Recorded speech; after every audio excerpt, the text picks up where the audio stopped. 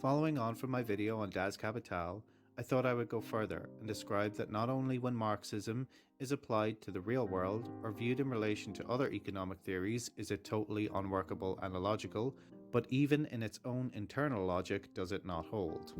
For this, I will be looking at nothing else but the works of Marx, mainly Das Kapital, but when Marx was asked to provide explanations or when previous work influenced Das Kapital, I will draw from these sources as well. There is literally no other need to expand the scope of this essay to other Marxist philosophers for two reasons. Marxist scholars tend to make such leaps away from Marx's original thoughts or through their own arguments contradict Marx that the argument becomes so rooted in their singular argument that they are trying to prove that they lose track of the original theory. In addition, Marxist philosophers will tend to go so far away or rework Marx so much that it becomes something else entirely, especially those who attempt to work Marx's missing link of transitioning from capitalism to communism. These particular philosophers are either so far removed from Marx's original thoughts or using his own theories as first principles that there is really no point in discussing them further in this context.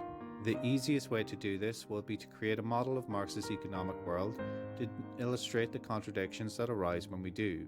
Why not try this at home, following our simple step-by-step instructions?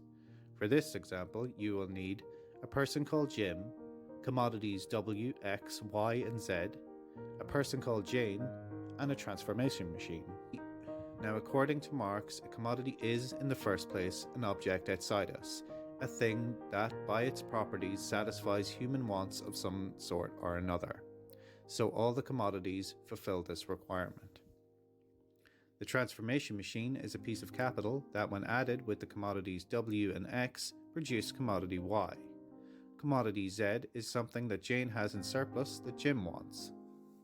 So in our example, Jim takes commodity W and X, creates commodity Y from applying capital to it, and this process is known as labor, and this is what gives the commodity value. But why would this give the commodity value? When Jane goes to Jim and looking for commodity Y and is ready to exchange for commodity Z, they agree that the ratio of exchange is 1 to 2. Marx disregards the nature of such wants, whether for instance they spring from the stomach or from fancy. It makes no difference. Neither are we here concerned to know how the object satisfies these wants, whether directly as a means of sustenance or indirectly as a means of production.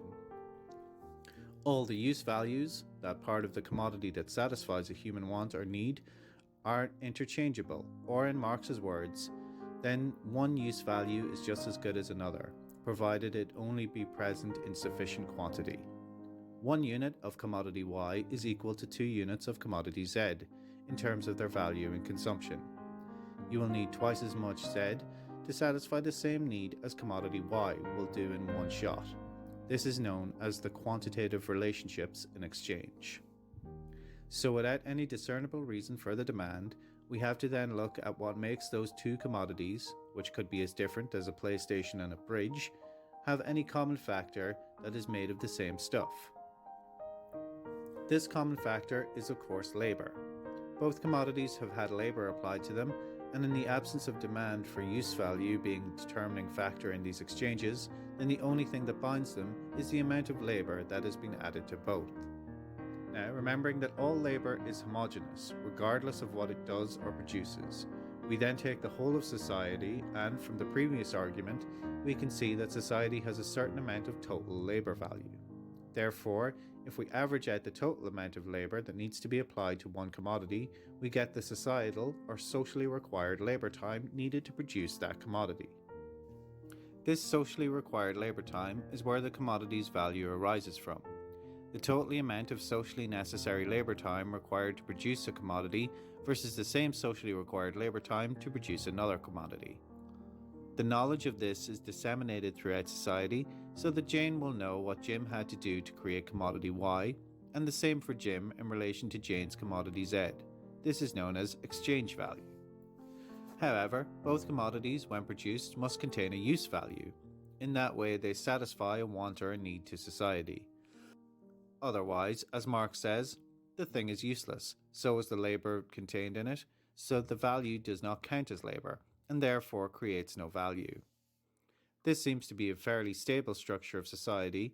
However, There are inherent contradictions that we will look over now. The first is that Marx's labor theory of value is based on the assumption that the value of a commodity is determined by the socially necessary labor time required to produce it. However, Marx's labor theory of value is circular in nature. This is because the socially necessary labor time required to produce a commodity is determined by market forces, such as supply and demand. In other words, the value of a commodity, according to Marx, is determined by labor time, but the socially necessary labor time required to produce that commodity is still determined by market forces. For example, let's say that socially necessary labor time required to produce commodity Y is 5 hours. However, if the demand for commodity Y decreases, then the socially necessary labor time required to produce them may increase, as the commodity manufacturers may be forced to slow down production and reduce the efficiency of their labor. This means that the value of commodity Y, according to Marx's theory, would increase, even though the actual labor time required to produce them has increased to a decrease in demand. This circular reasoning is also a form of the fallacy of affirming the consequent.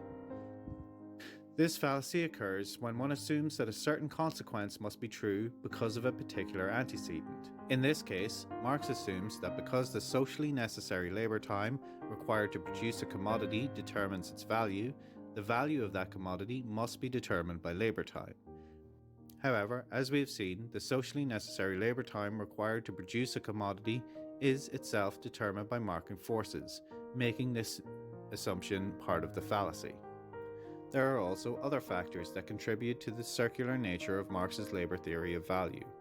For example, Marx assumes that the socially necessary labor time required to produce a commodity is an objective measure.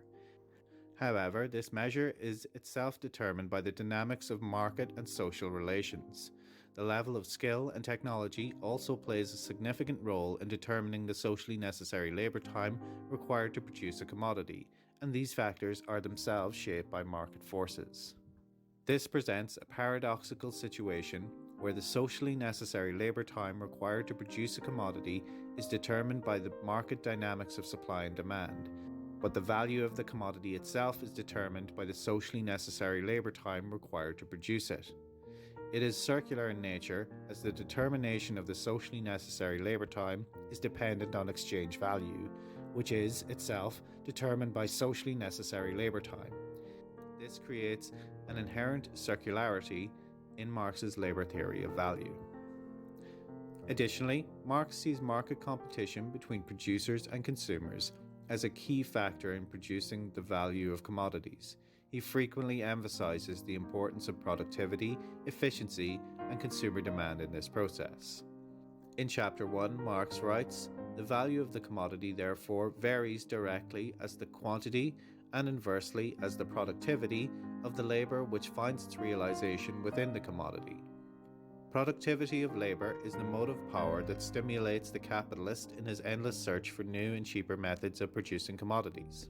On the other hand, the cheapness of the commodity depends, ceteris paribus, on the productivity of labor, and this again on the scale of production."